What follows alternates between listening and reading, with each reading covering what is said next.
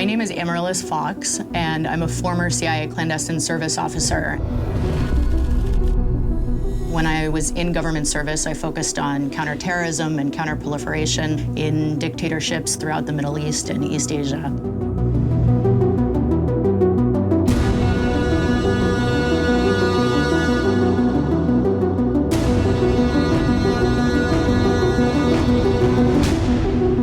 My first real experience with a dictatorship was as a teenager living on the Thai-Burmese border and writing small pieces for the BBC. The border between Thailand and Burma stands on the front line of a fierce civil war. I was interested in understanding the democracy movement across the border in Burma that existed under the dictator Ne Win and the military regime. Many can tell tales of cruelty at the hands of the government's henchmen. This was a military dictatorship of the first order, one of the most stringent in the world at the time. The population was completely at their mercy. We are preparing for a war. We are preparing to fight. Aung San Suu Kyi has campaigned to remove the junta, which has refused to let her party take office. My long-term goals for Burma, everybody knew. Democracy, the sort of democracy that is based on the willingness of the people, that is based on the support of the people. Suu Kyi won a landslide electoral victory. The military ignored the results and placed her under house arrest. Security forces jailed, tortured, and butchered thousands of pro-democracy protesters.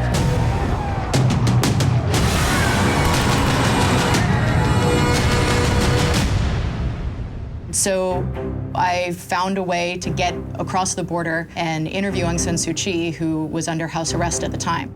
And that way involved forging a marriage certificate with another journalist and pretending to be on our honeymoon, filming out the side of our rucksacks.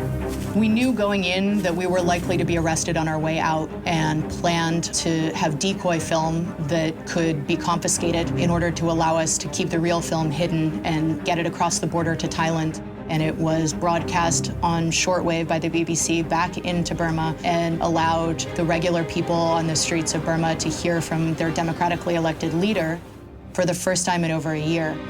We want to show that the human spirit can prevail over the might of arms through the strength of our convictions. That was a pretty electrifying experience in seeing how dangerous the words of a freely elected leader can be viewed by a military regime. That said, every dictator's rise to power is different. Throughout history, we've seen tyrants take over at moments of economic and military crisis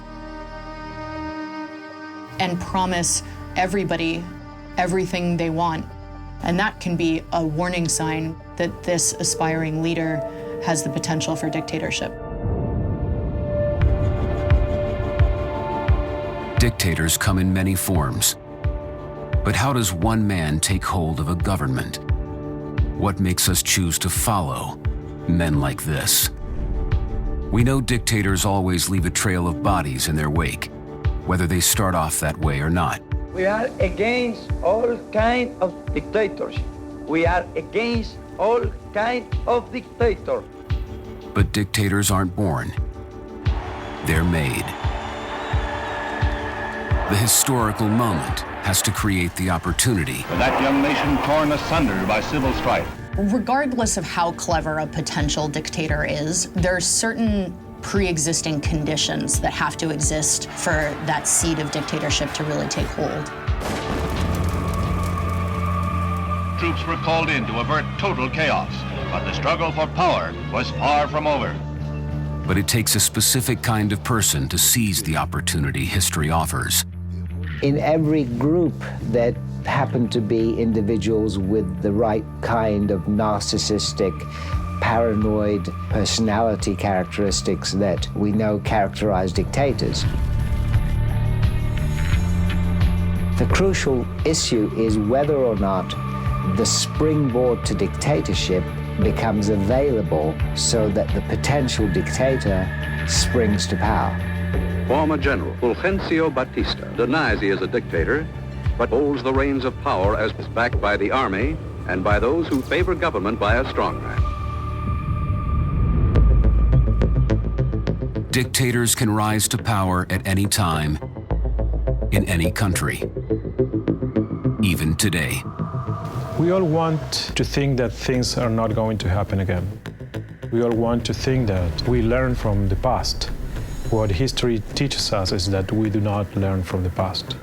Only by learning to recognize the signs of impending tyranny can we avoid repeating it in our own time. But what are those signs? Foremost amongst them is economic crisis. A crisis of physical security works too, but generally because it actually triggers an economic crisis. People can tolerate a lot before they begin to lose faith in their political system. But if they can't meet their basic needs, food, shelter, caring for their children, history has shown they will listen to anyone who says he can improve things for them. Der Fleiß kann nicht mehr existieren und die Arbeitslosenallee beginnt nun zu wachsen.